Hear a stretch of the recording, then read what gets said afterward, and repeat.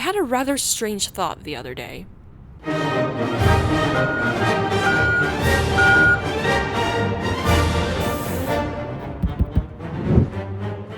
I was supposed to graduate today.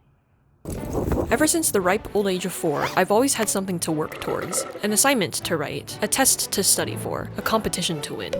But eventually, I reached the end of the road. No more schedules or studying, no more deadlines or dreaded assignments. I'd been looking forward to it since the day I moved into my university. In fact, I looked forward to it so much, I bumped it up a year. So yeah, I was supposed to graduate today. But now that it's been a whole year since I actually did, I can't help but ask myself, where the hell did the time go?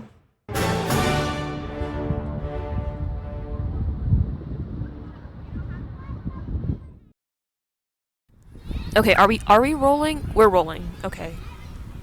Okay, I made it to the park. Quite the accomplishment for somebody who's generally a homebody. In classic San Francisco fashion, it's like sunny, but it's not warm sunny because there's wind.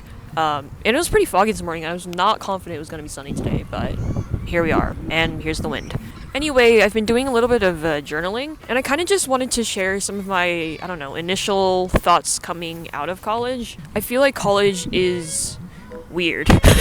That's not very substantial, but I feel like it's, how should I put this? A grand experiment of sorts? A bunch of people who generally don't know what to do, and this can be anywhere from like a few hundred to maybe even a few 10,000 of people, and they land up in the same place at the same time, trying to do this thing called figuring out what their place in the world is.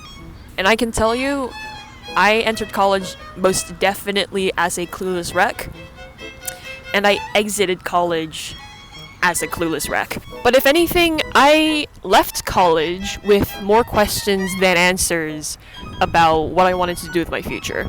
And, well, that's kind of what I expected. You see, perhaps the most important reagent in the college experiment is delusion. There's always an air of excitement and optimism on campus, a certain gut feeling that we can all achieve great things, grades, internships, and societal pressures be damned. And once you come out of your shell and your dorm room, you'll get a taste of what you can create with your various interests and what can be if you keep working hard. So, with all that momentum and some lingering delusion, breaking free of the college bubble was supposed to mean that I knew everything there is to know about making a glorious and majestic first flight into adulthood. The keywords being supposed to.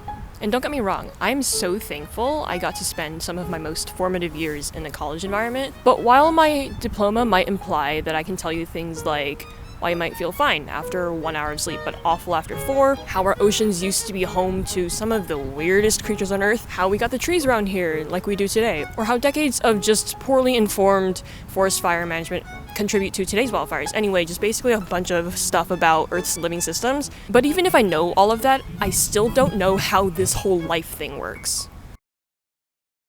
As they say, when in Rome, do as the Romans do. Or, when at home, do as the homemans do?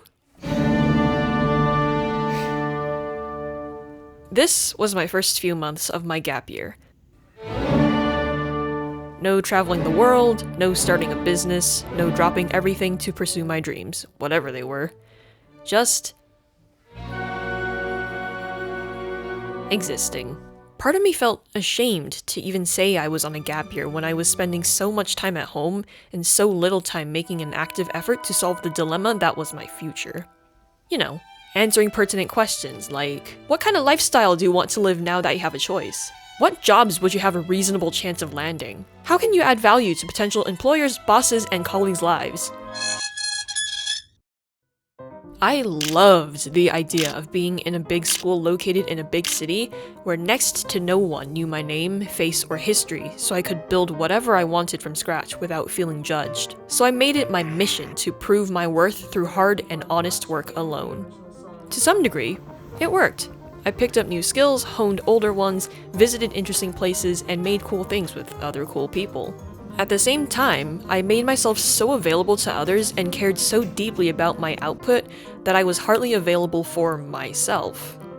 Almost every quarter came with mini burnout episodes. I already made a whole other short film about that. Sleep was hard to come by, and mental rest even more so. Even if I somehow did have the time to relax, I didn't know how to. And that's kind of not fun when you're stuck with the same brain and same body for an expected 50-something years more. An object in motion will remain in motion unless acted on by a force, and it took every brain cell to be the force that hit the brakes to avoid a big crash. For a while, I managed to live a slower, mundane life. Most days were markedly unremarkable and not at all noteworthy, but there is no extraordinary without the ordinary.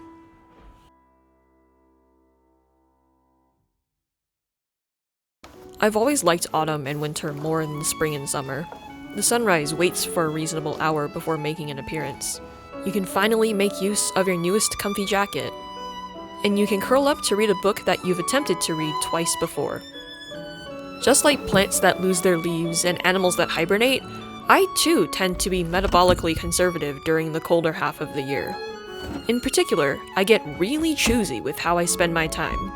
Yes, there's the obvious, there's less sunlight during the day, so I have less energy. But also, I think there's a fear, a worry, maybe even a dormant anger of being disappointed in myself laced into it as well. Like, what if what I've done this year is all just a waste of time? So, it somehow follows that I managed to make some decent decisions in what I choose to work on for the end of the year, and a lot of what I'm most proud of comes together in the autumn and winter.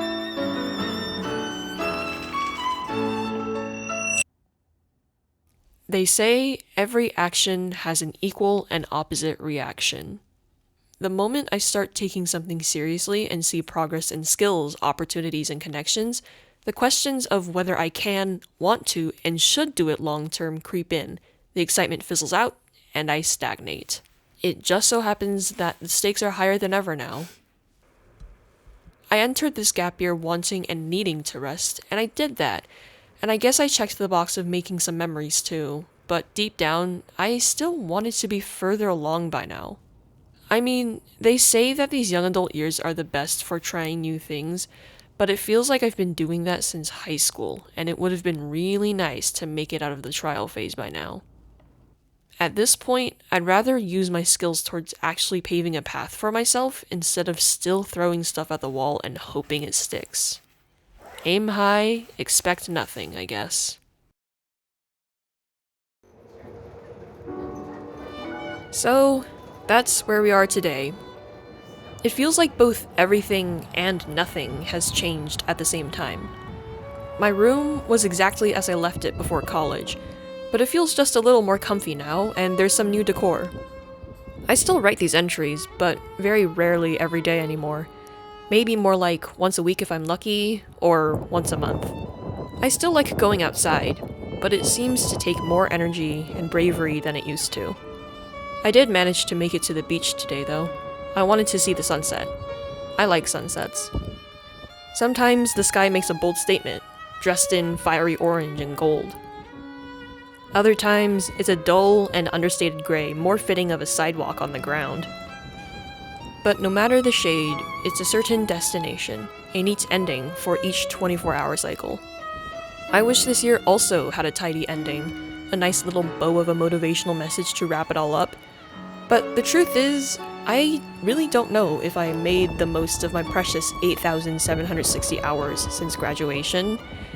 My brain and I are just as much a clueless, disastrous wreck as we were at the start, and I'm not even sure I'm qualified to be saying anything about growing up and coming of age. That's what parents, guardians, and mentors are for. But if there's anything I think I know enough about to say, it's that while I'm expected to see something on the order of 18,000 or so more of these sunsets, this will be the first and last time I see this specific one. And right now, I'm going to try my best to take it all in while it's still here.